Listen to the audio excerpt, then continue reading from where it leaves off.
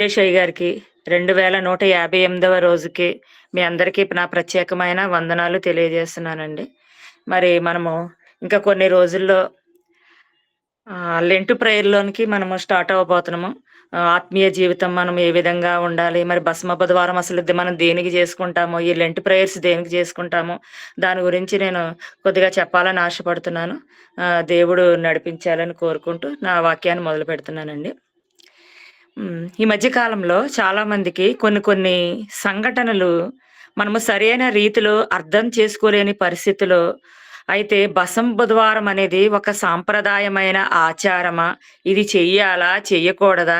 చెయ్యాలంటే బైబిల్‌లో ఎక్కడైనా ఉందా? ఎక్కడైనా రాయబడి ఉందా? ఇలాంటి ప్రశ్నలు మనకి చాలా ఉంటూనే ఉంటాయి. దీని గురించి విశ్లేషణ మీ ముందుంచాలని ఆశపడుతున్నాను. మరి లెంటు త్వరలో కొన్ని రోజుల్లో ప్రారంభించబోతుంది. అసలు లెంటు అనగా అర్థం ఏమిటి అని చూసినట్లయితే, వసంత కాలము లేదా చిగుర్చుట అని అర్థము.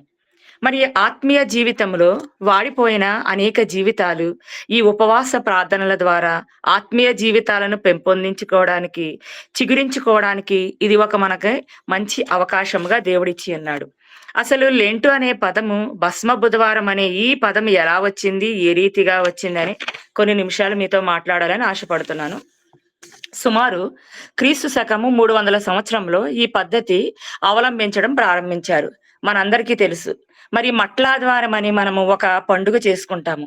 మరి ఈ మట్లాదివారం చాలా మంది ఏం చేస్తారంటే, ఈ మట్టలు చేత పట్టుకొని దేవాలయం చుట్టూ తిరుగుతూ ఉంటారు. వస్త్రాలు పరిచి దేవాలయంలో తిరుగుతూనే ఉంటేనే కొంతమంది ఏం చేస్తారు, ఆ మట్టలు పట్టుకొని గ్రామాల్లోనికి వెళ్తారు. వీధుల్లోనికి వెళతారు, పట్టణాల్లోనికి వెళతారు. హోసన్నా, హోసన్నా, జయము, జయము, జయము అంటూ యేసుక్రీస్తు వారు రారాజుగా వచ్చారని చిన్నపిల్లలేమి, పెద్దలేమి అందరూ కూడా ఆ మట్టలు తీసుకొని ఊరేగిస్తారండి. అయిపోయిన తర్వాత ఆరాధనలో పాల్గొంటారు. అందులో చాలా మంది ఆ మట్టలను ఇంటికి తీసుకొని వెళ్ళిపోతారు. ఆ మట్టలు ఇంటికి తీసుకెళ్ళినప్పుడు ఆ మట్టలు చాలా పచ్చగా ఉంటాయి. మరి పచ్చదనముగా ఉన్న ఈ మట్టలు క్రైస్తవ ఆత్మీయ జీవితానికి సాదృశ్యంగా మనం చూడగలుగుతున్నాం.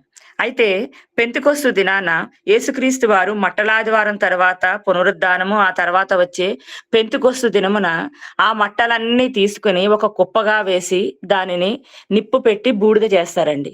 ఆ బూడిదను సిద్ధపరచుకోవడానికి ఏం చేస్తారంటే, యేసు ప్రభువు వారి శ్రమల శిలువ ధ్యానించడానికి ఒక రోజు అనగా ఈస్టర్‌కి ముందు ఒక 40 రోజులు ముందుగా తీసుకొని, ఈ 40 రోజులకు ముందు ఒక బుధవారాన్ని ఎన్నుకుంటారు.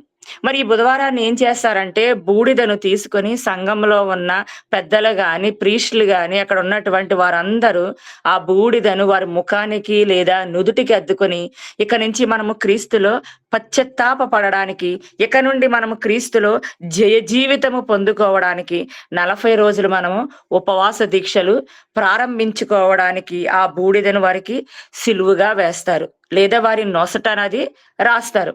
అందుకే దీనిని బూడిద బుధవారము లేదా భస్మ బుధవారము అంటే భస్మము చేసిన ఆ ఆకులను, బూడిదను దాని నుదుట మీద పెట్టుకొనుట ద్వారా దీనికి భస్మ బుధవారం అనే పేరొచ్చింది.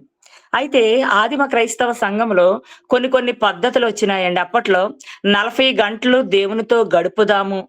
చాలా అప్పట్లో 40 గంటలు ఎదుగుదాము దేవునిలో. చాలా ప్రాముఖ్యమైన ఈ 40 గంటలు వాళ్ళు ఏర్పాటు చేసుకున్నారండి. అంటే మనము ఆత్మీయంగా సిద్ధపడడానికి దేవుని మందిరంలో ఒక ఆదివారం వచ్చి ప్రార్థన చేసుకొని వెళ్ళిపోవడం కాదు. ఒక 40 గంటలు మనమందరము కలిసి ప్రార్థన చేద్దామని, ఒక 40 గంటలు ఏర్పాటు చేసుకొని ఆత్మీయ ధ్యానము చేద్దామని వారు నిర్ణయించుకున్నారు. అయితే కొంతకాలం తర్వాత అనుకున్నారు, ఆత్మీయ జీవితానికి 40 గంటలంటే సరిపోదు అని 7 రోజులుగా మార్చుకుందాము అని మట్టలాదివారం నుండి ఈస్టర్ ఆదివారం వరకు ఉన్న 7 రోజుల్ని దీన్ని ఆచరిద్దాము అనుకున్నారు. దీన్నే పరిశుద్ధ వారము, హోలీ వీక్ అని పిలుస్తాము. మరి ఈ 7 రోజులు ఏం చేశారంటే పరిశుద్ధ వారముగా నిర్ణయం చేసుకుని 7 రోజులు మనం ఆత్మీయంగా సిద్ధపడదాం, మనం ఆత్మీయంగా ఎదుగుదాం, మనం ఆత్మీయంగా సిద్ధపడడమే ఉందామని చెప్పి కొంతకాలం ఆదిమ సంఘం వారు రోమా సంఘంలో మళ్ళీ ఇంకొక ఆలోచనొచ్చింది. కాన్స్టెంట్ చక్రవర్తి కాలంలో నైసియా అనే ఒక సభ ఉండేదండి. మరి నైసియా అనే సభలో కొంతమంది బిషప్‌లు, పాస్టర్సు, సంఘ పెద్దలు, మతాధికారులు అందరూ చేరి ఇదేం బాలేదు. 7 రోజులు దేవునిలో అధికంగా అభివృద్ధి చెందడం అనేది సరైన పద్ధతి కాదు అని చెప్పి 40 రోజులు ప్రత్యేకంగా మనం ఏర్పాటు చేసుకొని, ఈ 40 రోజులు మనము దేవుణ్ణి ఆరాధిద్దాము, ఉపవాసంతో ఉందాము, పశ్చాత్తాప పడదాము, ఎండిపోయిన మన జీవితాలను తిరిగి చిగురింప చేద్దాము అని ఆ 40 రోజులు ఉపవాస కాలాలు క్రీస్తును, శ్రమలను, ఆయన సిలువను ధ్యానము చేసుకొని కొన్ని రోజులను ఏర్పాటు చేయడం జరిగింది. మరి ఇది క్రీస్తు శకము 325 సంవత్సరంలో జరిగినటువంటి కార్యము. అప్పటి నుండి ఈ ఆచారాలు, సాంప్రదాయమైన ఆచారాలు క్రైస్తవ్యంలోనికి వచ్చింది. ఇది చాలా మంది చేస్తారు. కొంతమందయితే చేయనే చేయరు. అయితే 40 రోజులనేది ఎలా చేయాలి? ఎందుకు భస్మ బుధవారం అనే పేరు వచ్చింది? ఈ 40 రోజులు ఆచరణగా చెయ్యాలా? ఆచారంగా చెయ్యాలా? అనేది మనము చూసినట్లయితే సిద్ధపాటు, దిద్దుబాటండి. మరి ఏం చేయాలి? ఈ ఉపవాస దీక్షలు, కాలాలు ఏర్పాటు చేసుకోవడానికి దేవుడు మనకిచ్చినటువంటి ఒక మంచి ఉద్దేశం మాత్రమే. మరి బసవ బుధవారం అనేది ఏమీ లేదండి. బూడిద అంటే పశ్చాత్తాపానికి గుర్తుగా ఇక్కడ తెలియజేస్తున్నాడు. మరి ఈ బూడిదలో కూర్చుండి అలనాడు చాలా మంది గోనె పట్ట కట్టుకొని ఈ బూడిదలో కూర్చుండి ప్రార్థించిన వాళ్ళు చాలా మంది ఉన్నారు. కాబట్టి భస్మమైన ఆ బూడిదను ఆ దినాన్న సిలువ గుర్తుగా వేసుకొని ఆ రోజు నుండి క్రీస్తు మండల కాలము, శ్రమల కాలము ప్రారంభించబడ్డాయని ఈ 40 రోజుల ఉపవాస ప్రార్థనలు ప్రారంభించడానికి బుధవారము భస్మ బుధవారం అని పేరు పెట్టారు. అంతేగాని దీనిలో ఏ విధమైన ప్రత్యేకత లేదు అంటున్నారు. మరి బైబిల్ గ్రంథంలో బూడిదను గూర్చిన సుమారు 35 సార్లు ప్రస్తావించబడినట్లుగా మనము గమనించగలము. మరి బూడిద దేనికి సాదృశ్యం అని చెప్పానని ఇందాక, పశ్చాత్తాపానికి సాదృశ్యం. మరి ఈ బూడిద బుధవారం లేక భస్మ బుధవారము మనము పశ్చాత్తాపానికి సిద్ధపడాలి. లేవియా కాండము 16వ అధ్యాయము 34వ వచనంలో చూసినట్లయితే, లేవి కాండము 16వ అధ్యాయము 34, సంవత్సరమునకు ఒకసారి ఇశ్రాయేలీయుల సమస్త పాపములను బట్టి వారి నిమిత్తము ప్రాయశ్చిత్తము చేయుటకు ఇది మనకు నిత్యమైన కట్టడ. యెహోవా మోషేకు ఆజ్ఞాపించినట్లు అతడు చేసెను. ఏంటండి ఇది? ఇశ్రాయేలు ప్రజలకు మోషే ఆజ్ఞాపించిన ఆజ్ఞ ఏమిటంట? సంవత్సరమునకు ఒకసారి వారి పాపముల నిమిత్తము ప్రాయచిత్తము చేయడానికి ఒక నిత్యమైన కట్టడ మీరు ఏర్పాటు చేసుకోండి అంటున్నాడు. మరి పశ్చాత్తాప పడడానికి, మరి ఈరోజు మన ఆత్మీయ జీవితాలను అభివృద్ధి చేసుకోవాలి. ఎండిపోయిన మన ఆత్మీయ జీవితము చిగురింప చేయాలి. తిరిగి వసంత కాలం అనగా వసంత చిగురించే కాలములో అంటే మరలా తిరిగి మనము చిగురించాలి, ఫలించాలి. మనము ఇంకా దేవునిలో అంటుగట్టబడాలి, దేవునిలో ఎదగాలి, దేవునిలోనే మనము ఆత్మీయ జీవితముతో ముందుకు సాగాలనే ఉద్దేశముతో ఈ 40 రోజుల ఉపవాస దీక్షలు ఏర్పాటు చేసుకుంటాము. దీన్ని మరొక దినముగా కూడా పిలవచ్చు. దీన్ని ఏమంటారంటే ప్రాయచిత్తార్థ దినము. మరి ఇది బైబిల్లో ఉందా లేదా? మరి సంవత్సరానికి ఒకసారి ఇశ్రాయేలు ప్రజలు ఒక కట్టడను ఎంచుకోవాలి. ఈ కట్టడ ఏమిటంట? ఒక రోజు పశ్చాత్తాప దినాన్ని ఏర్పాటు చేసుకుంది. దీన్నే భస్మ బుధవారం అంటారు. మరి పెద్దలు ఒక్కొక్కరికి ఒక్కొక్క పేరు పెడతారు. అంటే బైబిల్లో చాలా మంది పర్థం లేని ప్రశ్నలు వేస్తుంటారంటే క్రిస్మస్ బైబిల్లో ఉందా? మరి అర్థం చేసుకుంటే ఉంది. మరి బైబిల్లో క్రిస్మస్ 25నే ఎందుకు చేసుకుంటున్నాము? బైబిల్లో లేకుండా మనం అనుసరించే వారం కాదు. కానీ ఈ ప్రాయచిత్తార్థ దినము ఇశ్రాయేలీయులకు ఆ దినము ఎవరు ఆజ్ఞాపించారు? మోషే ఆజ్ఞాపించిన రోజుగా మనకి చూడగలుగుతున్నాం. మరి సంఖ్యాకాండము 19వ అధ్యాయము 9లో చూసినట్లయితే, మరియు పవిత్రుడైన ఒకడు ఆ పెయ్య యొక్క భస్మమును పోగు చేసి పాళెము వెలుపటను పవిత్ర స్థలమందు ఉంచవలెను. పాప పరిహార జలముగా ఇశ్రాయేలీయుల సమాజమునకు దాని భద్రము చేయవలెను. అది పాప పరిహారార్థ బలి. మరి యెహోవా అంగీకరించే దహన బలిలో ఇదొక బలి. పాప పరిహారార్థ బలి. మరి ఈ పాప పరిహార బలిలో భస్మమును, బూడెదను వాడేవారు. మరి ఇవన్నీ వాక్యానుసారముగా చూపిస్తున్నాము, రైట్. మరి మనము ప్రెజెంట్ కొత్త నిబంధనల కాలంలో ఉన్నాము కదా! మరి పాత నిబంధన కాలంలో లేము కదా! అంటే ధర్మశాస్త్రం అంతా యేసు ప్రభువారు ఏం చేశారంటే దాన్ని కొట్టివేశారంటే దానిని నెరవేర్చి ఉన్నారాయన. మరి ఆచారాలు, ఈ పద్ధతులు మనము చెయ్యాలా? వద్దా? మరి మనము కొత్త నిబంధనల కాలంలో ఉన్నాం కదండీ! ఏ ఉన్నాం కదా! మరి దీన్ని మనం ఎలా చేయాలి? మనము కూడా భస్మం తీసుకోవాలా? మనము కూడా దహన బలులు చేయాలా? మనము కూడా ప్రాయశ్చిత్తార్థ బలులు చేయాలా? అంటే హెబ్రీయులకు రాసిన పత్రిక 9వ అధ్యాయము 12-14 వరకు చూసినట్లయితే, మేకల యొక్కయు, కోడెల యొక్కయు రక్తముతో కాక తన స్వరక్తముతో ఒక్కసారే పరిశుద్ధ స్థలములో ప్రవేశించెను. ఎలయనగా మేకల యొక్కయు, ఎడ్ల యొక్కయు రక్తమును మైలపడిన వారి మీద ఆవుదూడ బూడిద చల్లుటయు, శరీర శుద్ధి కలుగునట్లు వారిని పరిశుద్ధపరిచిన ఎడల నిత్యుడగు ఆత్మ ద్వారా తన్ను తాను దేవునికి నిర్దోషినిగా అర్పించుకొనిన క్రీస్తు యొక్క రక్తము నిర్జీవ క్రియలను విడిచి జీవము గల దేవుని సేవించుటకు మీ మనస్సాక్షిని ఎంతో ఎక్కువగా శుద్ధి చేయును. మరి వీటి వలన శుద్ధి కాదు గాని యేసుక్రీస్తు విలువైన రక్తము ద్వారా మాత్రమే మీ మనస్సాక్షిని బట్టి మీలో ఉన్న మైలును, అపవిత్రతను, బలహీనతను, మీ యొక్క పాపమును, మీ యొక్క బలహీనతను, మీ యొక్క ప్రతి సమస్యను యేసు రక్తము ఆల్రెడీ ఏం చేసిందంటండి? శుద్ధి చేసేసింది. కాబట్టి మీరు ఈ భస్మమును, బూడిదను చల్లుకొనుట గాని, వ్రాసుకొనుట వలన గాని ఏ విధమైన ప్రయోజనం లేదంట. ఎందుకు? దేవుడు ఆల్రెడీ సమస్తమును మనము పుట్టక ముందే 2025 సంవత్సరముల క్రితమే మనందరి పాపములను, మనందరి ఈ బలహీనతలను, మన దోషాలను సమస్తాన్ని ఏం చేశారండి? సిలువలో కొట్టివేసి ఉన్నాడు. మీ పాపములను నేను నా వీపు వెనక తట్టు వేసుకొని ఉన్నాను, నేను ఎన్నడూ జ్ఞాపకం చేసుకోను అంటున్నాడు. కానీ ఆ విలువైన రక్తమే మనల్ని ఏం చేసింది? శుద్ధులుగా మనల్ని చేసేసింది. కాబట్టి మనము దీన్ని సాదృశ్యంగా పాటిస్తున్నాము. మరి ఈ ఆచరణతో కూడిన దానిని ఆచరణలో మనము పాటించాలి. ఇందాక నేను చెప్పినవన్నీ కూడా ఆచార సాంప్రదాయాలు. ఈ ఆచార సంబంధమైన సాంప్రదాయాలు క్రొత్త నిబంధన కాలములో ఎలా తీసుకువచ్చాము అంటే, ఆచరణతో కూడిన భక్తి జీవితం మనము కలిగి ఉండాలి. అంటే ప్రాయశ్చిత్త దినము అంటే మనము మనస్సాక్షిని తగ్గించుకొని విధేయత కలిగి మరలా పశ్చాత్తాపపడి, ప్రభువా నేను మలినమైపోయాను, ప్రభువా నాలో శుద్ధి లేదు, శరీర శుద్ధి లేదు, ప్రభువా నేను పాపములో పతనమైపోయాను, కాబట్టి నీ విలువైన రక్తము నా కొరకు కార్చావు. కాబట్టి ఎప్పుడైతే నేను నీ విలువైన రక్తంతో నన్ను కొన్నావో, నన్ను కడిగావో, రోమాపత్రిక 3:24 తెలియజేసినట్లు, కాబట్టి నమ్మువారు ఆయన కృపచేతనే ఉచితముగా నీతిమంతులుగా తీర్చబడుచున్నారు అంటున్నాడు. ఆయన ఉచితముగా మనల్ని ఏం చేశాడు? నీతిమంతులుగా చేసేసాడు. మనల్ని నీతితోటే కన్నాడు, నీతితోటే ఈ లోకంలో మనల్ని పుట్టింపజేశాడు. కానీ ప్రభా, నాలో నుంచి నీ రక్తము కార్చి నువ్వెప్పుడైతే నన్ను ఈ విధంగా చేశావో, నేను నీలో నీతిమంతుడుగా నేను ముందుకు సాగడానికి నీవు ఈ విధంగా నువ్వు కృప చూపించావు. ఆయన నీ రక్తంతో మమ్మల్ని అందరినీ శుద్ధీకరించావని ఎప్పుడైతే నీవు పశ్చాత్తాపము ఉంటుందో, బూడిదను చల్లుకొంటకు బదులు నేను ఎప్పుడైతే పడ్డానో, నా పాపములన్నీ పరిహరించి నన్ను నీతిమంతుడిగా మార్చావు ప్రభువా, నీకు వందనాలని చెప్పి బూడిద గురించి ఎన్నిసార్లు అంటే 35 సార్లు ఈ బైబిల్ గ్రంథము రాయబడినట్లుగా చూస్తున్నాము. మరి ఆదికాండము 18వ అధ్యాయము 21వ వచనంలో చూచినట్లయితే, అందుకు అబ్రహాము, ఇదిగో ధూళియు బూడిదయునైన నేను ప్రభువుతో తెగించుచున్నాను. మరి మొట్టమొదటిగా అబ్రహాం గారు దేనితో పోల్చుకున్నాడండి?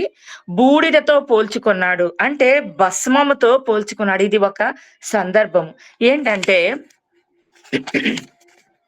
సొదొమ గొమొర్రా పట్టణాన్ని దేవుడు పతనం చేయాలి అని అనుకున్నాడు. మరి దాన్ని బూడిద చేయాలి అనుకున్నప్పుడు ఆ సమయంలో అబ్రహాము దేవుని దగ్గరకు వచ్చి మాట్లాడుతున్నాడు. అబ్రహాము తన్ను తాను పరిచయం చేసుకుంటున్నాడండి. ఏమని పరిచయం చేసుకుంటున్నాడు? అయ్యా, నీ దృష్టిలో నేను ఎవరినో తెలుసా ప్రభా? ధూళి అని ప్రభా, నేను ధూళిని ప్రభా, బూడిదను ప్రభా. అంటే బూడిద అంటే అంతగా తగ్గించుకున్నాడు. అంటే అతనిలో ఏముందండి? దీనత్వము, విధేయతకు సాదృశ్యముగా మనం ఇక్కడ చూడగలుగుతున్నాము. మరి అబ్రహాము జీవితము అత్యధికముగా అభివృద్ధి చెందడానికి ముఖ్యమైన ఆశీర్వాదం ఏమిటంటే అతనిలో ఉన్న విధేయత అండి. మరి అతనిలో ఉన్న విధేయత అతనిని ఎక్కడ ఉంచిందంట? ఉన్నత మైన స్థానములో నిలబెట్టింది. మరి అతనిలో విధేయత విశ్వాసులకు తండ్రిగా చేసింది, మార్చివేసింది. అతనిలో ఉన్న విధేయత అతనిని గొప్ప ఆస్తిమంతుడిగా మార్చింది. మనం ఎప్పుడైతే దేవుని చెప్పిన మాటలకు విధేయత కలిగి ఉంటామో, దేవుడు సేవకుల ద్వారా చెప్పిన మాటలకి మనం ఎప్పుడు విధేయత చూపిస్తామో, ఎప్పుడు విశ్వాసముతో బైబిల్‌లో ఈ వాక్యము దేని కొరకు రాశారు? ఇందులో ఉన్న మర్మం ఏంటి? ఇందులో దీనితో దేవుడు నాతో ఎందుకు మాట్లాడుతున్నాడు? ఏ విధంగా మాట్లాడుతున్నాడు? ఏ ఉద్దేశముతో మాట్లాడుతున్నాడు? ఎందుకు ఇది నా కొరకు రాయించి ఉన్నాడు? ఈ వాగ్దానము ఏమిటి అని చెప్పి నువ్వు ఎప్పుడైతే ఆ ఆ వాగ్దానం మీద విశ్వాసం ఉంచి, ఆ వాక్యాల మీద నువ్వు విధేయత చూపించి విశ్వాసముతో ఉన్నప్పుడు దేవుడు ఏం చేస్తున్నాడంటే ఎంతో మనల్ని ఉన్నతమైన స్థితిలో ఉంచాడు. మరి అబ్రహాము ఎలాంటి వాడండి? నీతిమంతుడిగా ఉన్నాడు. దేవునితో మానవుడు మాట్లాడుతున్న ఇంకొక సందర్భం మనం చూసినట్లయితే అబ్రహాం ఏమంటున్నాడంట?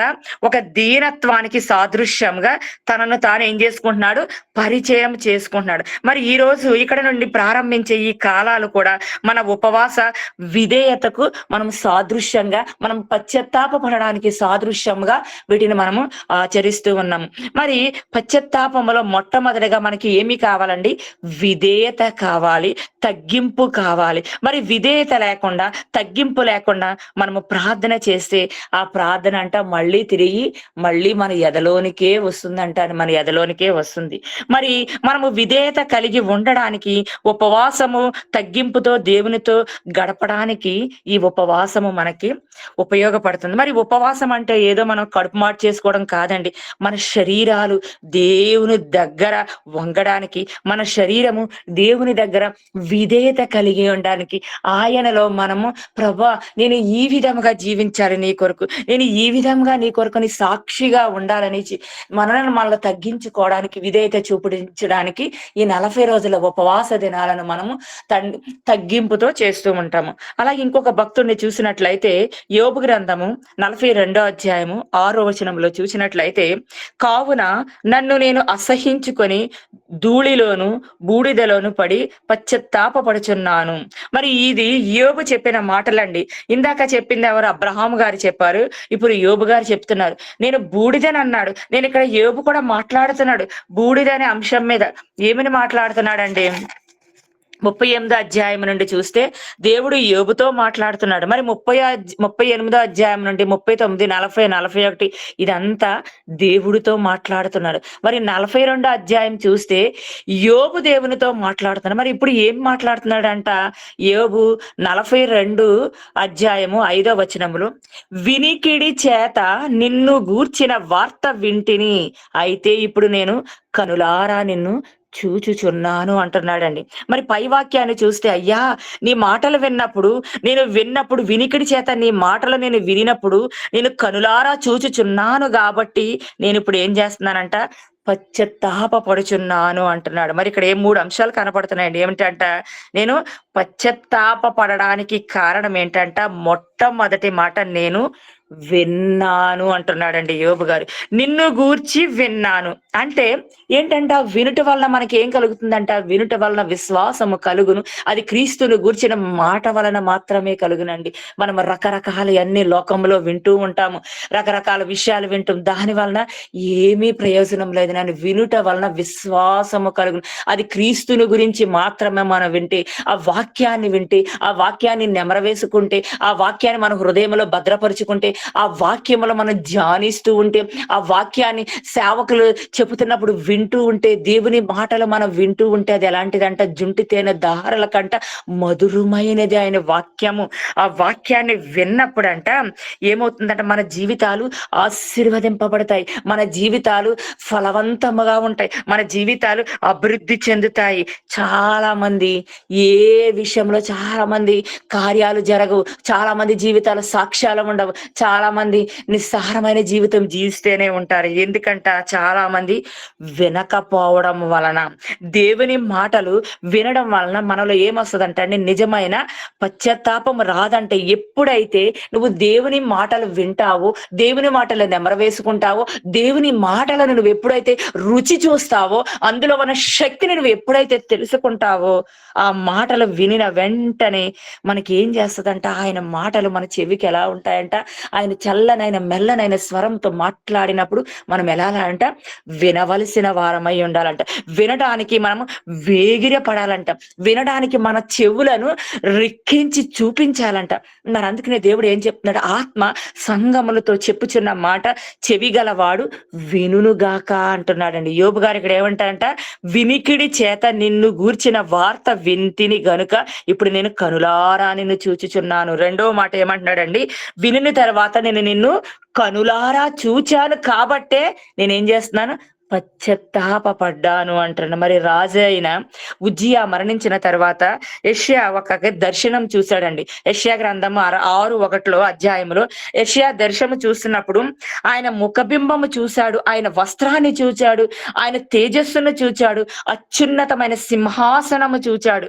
చూసిన తర్వాత 5వ వచనములో అంటాడు, అయ్యా నేను అపవిత్రమైన పెదవుల కలవాడను.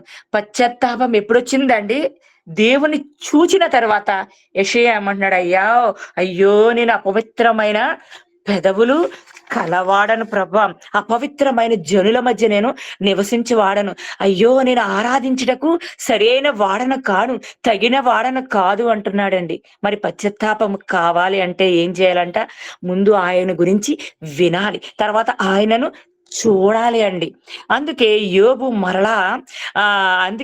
మరలా యోబు దగ్గరికి వస్తే 6వ వచనంలో, నేను నిన్ను విన్న తర్వాత, నేను నిన్ను చూచిన తర్వాత నన్ను నేను ఏం చేస్తున్నాను, అసహ్యించుకుంటున్నాను ప్రభువా. అందుకే ధూళిలోను బూడిదలోను పడి నేను ఏం చేస్తున్నాను, పశ్చాత్తాపపడుతున్నానని యోబు గారు తెలియజేస్తున్నారండి. మనము ఏమి వింటున్నాము, ఏమి చూస్తున్నాము, ఏమి కనులారా గానుస్తున్నామని మనల్ని మనము పరిశీలించుకోవలసిన వారమై ఉన్నాం. ఎందుకంటే ఈ లోకం అంతా ఎలా ఉందండి, నేత్రములు మిరుమిట్లు గలుపు చిత్ర దృశ్యములను శత్రువగు సాతాను గెల్వను చాలు నీ కృప అని ఒక భక్తుడు రాస్తున్నాడండి పాట. మరి ఆ లోకమంతా నేత్రములు మిరుమిట్లు గొలిపే చిత్ర దృశ్యాలు ఉన్నాయి. మనం ఏమి చూస్తున్నాము, దేవుని వాక్యము చూస్తున్నామా, దేవుని మాటలు వింటున్నామా, లోకమంతా భయంకరంగా నిండిపోయింది. మనం ఏది చూస్తున్నాము, ఏది చేస్తున్నాం అనేది మనము జాగ్రత్తగా పరిశీలించవలసిన వారమై ఉన్నాం. అది ఇంకొక మూడో విషయం చూసినట్లయితే, యోనా గ్రంథము 3వ అధ్యాయము 4-6లో చూసినట్లయితే, యోనా ఆ పట్టణములో దిన ప్రయాణమంత దూరము సంచరించుచు ఇక 40 దినములకు నినివే పట్టణము నాశనమగునని ప్రకటన చేయగా, నినివే పట్టణపు వారు దేవుని యందు విశ్వాసముంచి ఉపవాస దినము చాటించి గనులేమి అల్పులేమి అందరను గోనిపట్ట కట్టుకొనిరి. ఆ సంగతి నినివే రాజునకు వినబడినప్పుడు అతడును సింహాసనము మీద నుండి దిగి తన రాజవస్త్రములు తీసివేసి గోనె పట్ట కట్టుకొని బూడిదలో కూర్చుండెను. దేనిలో కూర్చున్నాడండి, ఆ రాజు గోనె పట్ట కట్టుకొని బూడిదలో కూర్చున్నాడు. మరి బూడిద అనగా మనం ఏమనుకున్నట్టు తగ్గింపులోనికి, బూడిద అనగా పశ్చాత్తాపంలోనికి, బూడిద అనగా దిద్దుబాటు చేసుకోవడం, బూడిద అనగా సరి చేసుకోవడం. అంటే నినివే పట్టణస్థులు ఏం చేస్తున్నారు, తమను తాము సరి చేసుకుంటున్నారు, తమను తాము ఏం చేస్తున్నారు, సిద్ధపాటు చేసుకున్నారు, తమని తాము దిద్దుబాటు చేసుకుంటున్నారు. యోనా వెళ్ళి ప్రకటించినప్పుడు ఏం చేశారంట, రాజు సహితము, ఎవరండి రాజు, ఉన్నతమైన సింహాసనం మీద కూర్చున్న రాజు కూడా తనను తాను తగ్గించుకొని తాను ఏం చేశాడంటే దేవుని యందు విశ్వాసం ఉంచి గనులేమి అల్పులేమి అందరూ అందరూ అందరూ దేవుని మాట ఏం చేశారంటే వారు విన్నారు. విన్న వెంటనే వారి హృదయం ఏమైపోయింది, పశ్చాత్తాప పడ్డారు కాబట్టి విశ్వాసముతో వారు తగ్గించుకొని వారు ఏం చేశారంట, ఉపవాసం ఉండి పశ్చాత్తాపపడడం. మరి ఈ పశ్చాత్తాపం అనేది ఎలా వచ్చిందండి, బూడిద పూసుకొని బూడిదలో కూర్చుండడం వలన తమను తాము ఏం చేశారంట, సరి చేసుకున్నారు. మనల్ని మనం ఏం చేయాలంట, ఆయనలో సరి చేసుకోవలసిన వారమై ఉన్నాం, ఆయనలో మనము ముందుకు సాగవలసిన వారమై ఉన్నాం, ఆయనలో మనము విశ్వాసము ఉంచగలిగిన కలిగిన వారమై ఉన్నాం. ఎందుకంటే విశ్వాసమునకు కర్త మన దేవుడు. విశ్వాసము లేకుండా దేవునికి ఇష్టడై ఉండుట అసాధ్యము అంటున్నాడు దేవుడు. మనం ఎప్పుడైతే విశ్వాసముతో ఇదిగో దేవుడు నా కొరకు ఈ గొప్ప కార్యము చేశాడు, నా కొరకు తన సిల్వలో తన్ను తాను తగ్గించుకొని నన్ను ఈ లోకములో నిలబెట్టాడు, తన బిడ్డగా చేశాడు, తన బిడ్డగా ఉండి ఈ 40 రోజులు ఉపవాసం చేసుకోవడానికి, ఈ బుధవారమును మనం ఆచరించడానికి, మనం విధేయత కలిగి ఉండడానికి, మనల్ని కాపాడుకోవడానికి, పశ్చాత్తాప పడడానికి, దిద్దుబాటు చేసుకోవడానికి, మన ఆత్మీయ జీవితాలను ఏం చేయాలంట, మన ఆత్మీయ జీవితాలను దిద్దుకోవడానికి, చిగురించడానికి ఈ లెంట్ అనేది, ఈ వసంత కాలమును మనల్ని దేవుడు ఏం చేశాడంటే మనకు ఏర్పాటు చేశాడు. ఈ దినాన్ని ప్రత్యేకంగా ఏర్పాటు చేశాడు కాబట్టి ఈ దినాన్ని మనము ఆచరించవలసిన వారమై ఉన్నాము. మరి బూడిద విధేయతకు, బూడిద పశ్చాత్తాపమునకు సరిచేసుకోవడానికి, మనలో ఉండే మలినాలనన్నీ తీసివేసుకోవడానికి దేవుడు ఏం చేశాడు, మనల్ని చిగురింపచేసే అనుభవంలోనికి మనల్ని నడిపించడానికి సిద్ధముగా ఉన్నాడు. మరి దేవుడు ఈ రోజు మాట్లాడుతున్నాడు, ఇదిగో నీవు ఏ విధముగా ఉండాలి, నీవు ఏ విధముగా ఉపవాసము చేయాలి, ఏ విధముగా ఏమంటున్నాడు, నువ్వు నీ గదిలోనికి వెళ్ళి నువ్వు రహస్యమందు ఉండు చూచి నీ తండ్రికి మొర్ర పెట్టమంటున్నాడు. మనం ఎప్పుడైతే రహస్యముగా ఆయన సన్నిధానములో అడుగుతాము, రహస్యముగా మనము ఆయనతో మాట్లాడుతున్నప్పుడు ఆయన అనేక మర్మాలతో మాట్లాడతాడండి. అనేక అందులో ఉన్న శక్తి, ఇదిగో నేను ఈ విధంగా ఉన్నానని ఆయన అనేక విధాలుగా మాట్లాడుతున్నప్పుడు మనం ఏం చేస్తున్నామంట, వినలేని స్థితిలో ఉన్నావా? దేవుడు ఈ రోజు అడుగుతున్నాడు, నువ్వు వింటున్నావా, నువ్వు కనులారా నన్ను చూస్తున్నావా అని అడుగుతున్నప్పుడు మనం ఏ విధముగా సమాధానం చెప్పాలి, మరి ఏ విధముగా ఆయనలో సాగాలనేది దేవుడు మనకి ఈ రోజు నేర్పిస్తున్నారు. మనల్ని మనం దిద్దుబాటు చేసుకుని మనం పశ్చాత్తాపడి ఆయన కొరకు ఆయన సాక్షిగా జీవించడానికి దేవుడు ఈ దినాలన్నీ ఏర్పాటు చేశారు. మన ఈ దినాలని మనము ఆచరణగా చేస్తున్నాము గాని ఆధ్యాత్మికముగా దేవునిలో మనం బలపడడానికి, ఇంకా ఆయనలో ఎదగడానికి, ఆయనలో మనం ముందుకు సాగడానికి ఇవన్నీ ఏర్పాటు చేశాడు. కాబట్టి ఈ దినాలన్నిటినీ మనము మహిమకరముగా ఆయన నామ మహిమార్థమై జీవించడానికి పరిశుద్ధాత్మ దేవుడు మనందరినీ ఈ కూడికకు ఏర్పాటు చేసి మనల్ని నడిపించాడు. ఈ 40 రోజుల దినాలు కూడా మనల్ని మనం దిద్దుబాటు చేసుకుని, సర్దుబాటు చేసుకుని ఆయన ముందుకు సాగడానికి పరిశుద్ధాత్మ దేవుడు ఈ చిన్ని వాక్యాన్ని మీ అందరి వినికిడిలో ఆశీర్వదించి కాపాడును గాక. ఆమేన్. ప్రార్థన చేసుకుందామండి. కృప కలిగిన రాజా, ప్రేమ కలిగిన తండ్రి, మా యేసుక్రీస్తు రక్షక, నీ ఘనమైన నామమునకు స్తుతులు స్తోత్రాలు తండ్రి. ప్రభా, చాలా దినముల తర్వాత తండ్రి ప్రభా, నీ సన్నిధానములోనికి, కల్వరి మినిస్ట్రీస్ లోనికి రావడానికి నువ్వు కృప చూపించిన విధానమునికే నీకు వందనాలు. బెనహరయ్య గారిని, సురేషయ్య గారిని తండ్రి, ఇక్కడ చేరిన ప్రతి ఒక్క బిడ్డని నీ చేతులకు అప్పగిస్తున్నామయ్యా తండ్రి ప్రభా. తండ్రి, కృప కలిగిన రాజువు తండ్రి, ప్రేమ కలిగిన దేవుడవు, ఆశ్చర్యకరుడవు, ఆలోచన కర్తవు, బలవంతుడవైన దేవుడవు, నిచుడగు తండ్రి, సమాధానకర్త, అధిపతి అయిన దేవుడవు తండ్రి, నీకు వందనాలు తండ్రి. ఈ రోజు మేము ఈ లోకంలో తండ్రి జీవించుచున్నాము, చలించుచున్నాము, శ్వాసించుచున్నాము అంటే అది నీ ఉచిత కృపై ఉన్నది నాయన. నీలో ఉన్న పొడవు, వెడల్పు, లోతు, ఎత్తు ఎంతో మేము తెలుసుకొని, నేను విని, నేను కనులారా చూచి నీ సాక్షులుగా మేము జీవించడానికి మీరు కృప దయచేయమని అడుగుచున్నాం తండ్రి ప్రభా. ఈ పరిచర్యను ఇంకా బహుబలముగా అభివృద్ధి చెందించమని అడుగుచున్నాం తండ్రి. 2158 రోజులుగా బిడ్డలు ఎంతో కష్టముతో రయ్యి మొదటి జామున లేచి తండ్రి బిడ్డలు మొర్ర పెట్టుచుండగా మొర్రను ఆలకించి ప్రతిఫలాన్ని దయచేయు దేవానికి స్తోత్రాలు నాయన. ఇక్కడ చేరుతున్న బిడ్డలను తండ్రి ఆశీర్వదించండి. ఎవరైతే నీ వాక్యాన్ని విత్తుచున్నారో మంచి నేలలో పడిన విత్తనము తండ్రి ఫలించడానికి సహాయము దయచేయండి. ప్రతి విత్తనము తండ్రి ఫలించాలి నాయన. ఫలించకపోతే ఏమి ఉపయోగం లేదు కదా నాయన. ప్రతి ఒక్కరు ఫలించి సాక్షులుగా తండ్రి ఉండాలి నాయన. ఎందుకంటే ద్రాక్ష వలిని నేను తీగలు అంటున్నావు నాయన. మేము తీగలుగా నీరులో పెనవేసుకుని నీళ్ళు అంటు కట్టబడడానికి సహాయం దయచేయండి. ఎందుకంటే తండ్రి నేనే మార్గము, సత్యము, జీవము, నా ద్వారా తప్ప ఎవడను తండ్రి యొద్దకు చేరలేడు అన్నావు కదా నాయన. తండ్రి ప్రభ, మేము నీ యందు భయభక్తులు కలిగిండి, నీలో అంటు కట్టబడి నీ సాక్షిగా ఉండి తండ్రి ప్రభ ఉండడానికి సహాయము దయచేయండి. కీర్తన 110:1 తెలియజేసినట్టు ప్రభు నా ప్రభువుతో సెలవిచ్చిన వాకు తన శత్రువులను పాదములకు పాదపీఠముగా ఉంచి వరకు తండ్రి కుడిపార్శ్వమందు ఆసీనుడై ఉంటానని తండ్రి ప్రభ విజ్ఞాపన చేసిన విజ్ఞాపన కర్త నీకు వందనాలు చెల్లించుచున్నాం నాయన. బిడ్డలందరినీ బహుగా ఆశీర్వదించండి. ఆశీర్వదించండి. ఈ పరిచర్యను ఇంకా బహుగా ఆశీర్వదించండి. నీ సేవకులు ఏ గృహములో అడుగు పెడతారో ఆ గృహమునకు ఆశీర్వాదం కలుగునుగాక అని ఆజ్ఞాపిస్తున్నాము నజరేయుడైన యేసుక్రీస్తు నామములో. ఈ కుటుంబాలన్నిటిని ఆశీర్వదించి మీరే కృప చూపించి కనికరించి తండ్రి మరి ఒకసారి తండ్రి మేము చేరి నిన్ను స్తుతించి గణపరిచి మహిమపరిచి కృపను దయచేయమని సర్వశక్తుడైన నరుడైన యేసుక్రీస్తు నామములో అడిగి వేడుకొని పొందుకొని ఉన్నామని నమ్ముచున్నాము మా ప్రియ పరలోకపు తండ్రి. ఆమేన్. వందనాలు శ్రేష్టమైన వర్తమానాన్ని అందించినటువంటి దైవ జనరాలు ప్రదీప్ గారికి కల్వరి క్రీస్తు పరిచర్య తరపున